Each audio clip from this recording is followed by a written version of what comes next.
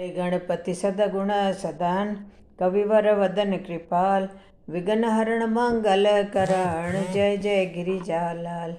बोलो गजानन जी महाराज की जय हो। आज आपको एक कहानी सुना रही हूँ। प्रसंग है मतलब कि मैं जिंदा हूँ मैं।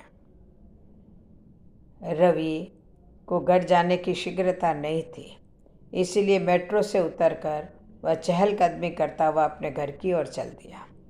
2 महीने पहले ही पिता का देहांत हुआ था।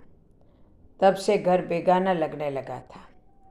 पहले घर पहुंचने की जल्दी होती थी तो रिक्शा कर लेता था, लेकिन अब मन बोझिल रहता था।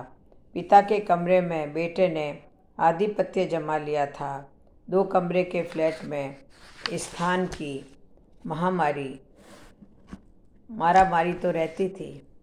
उसने क्षीण स्वर में कहा कि इतनी क्या जल्दी है, कुछ समय और उनकी यादों को इस कमरे में बिखरा रहने दो।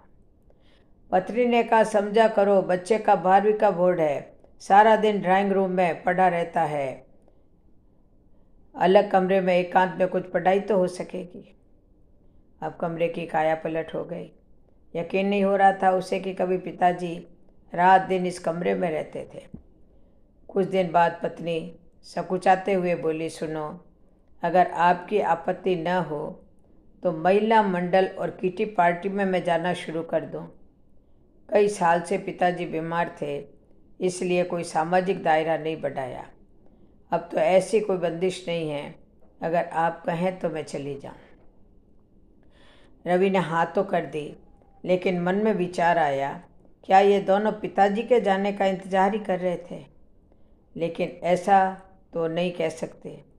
दोनों ने कभी पिताजी का अनादर भी नहीं किया, हमेशा प्रेम से ही व्यवहार करते थे उनसे। पत्नी ने सेवा में कोई कसर नहीं छोड़ी थी। शायद वो दोनों समय के साथ आगे बढ़ रहे थे और वह कहीं ठहर सा गया था, या यह भावनाओं और व्यवहारिकता के बीच की कशमकश थी।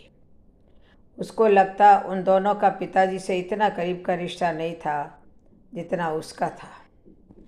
चलते हुए रवि को महसूस हुआ कि सामने जो बुजुर्ग चल रहे हैं वो उसके पिता से मिलती जुलती कद काठी के हैं। उनके हाथों में कुछ सामान था जिसके कारण उन्हें चलने में परेशानी हो रही थी। रवि उनके पास जाकर बोला, सामान मुझे दे दीजिए, मैं आपको छोड़ आता हूँ। पहले तो बुजुर्ग ने उसे ध्यान से देखा, फिर अपना झोला उसे पकड़ा दिया। इधर उधर की बातें करते हुए रवि ने उन्हें उनकी सोसाइटी तक पहुंचा दिया। उसकी सोसाइटी के सामने ही थी। अगले कई दिन तक यह संयोग बना रहा कि वो बुजुर्ग उसी रास्ते में मिल जाते और दोनों बात करते हुए चले जाते। रवि को अपने अंदर की बेचैनी कुछ कम लगने लगी। बुजुर्ग महाशय का बेटा विदेश में बस गया था और पत्नी का 1 साल पहले देहांत हो चुका था।